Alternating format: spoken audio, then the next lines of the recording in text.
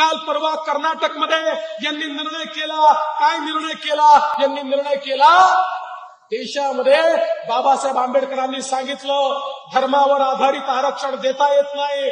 त्यांनी सांगितलं आरक्षण हे केवळ समाजावर आधारित देता येतं. मग धर्मावर आधारित आरक्षण देता येत नाही तर कर्नाटकमध्ये त्यांनी मुस्लिम समाजाला ओबीसी मध्ये टाकलं आणि ओबीसीचं आरक्षण कमी करून त्या ठिकाणी मुस्लिम समाजाला दिलं. मुस्लिम समाजाला त्या ठिकाणी मदत केली पाहिजे याबद्दल आमच्या मनात ना नाही, पण ओबीसीचं आरक्षण कमी करून मुस्लिम समाजाला जर आरक्षण दिलं जात असेल तर काँग्रेस आणि राष्ट्रवादीला या ठिकाणी जाब विचारावा लागेल. देशात तर यांचं सरकार येणार नाही, पण दुर्दैवाने जर यांचं सरकार आलं तर यांचे मनसुबे काय आहेत ते बघा.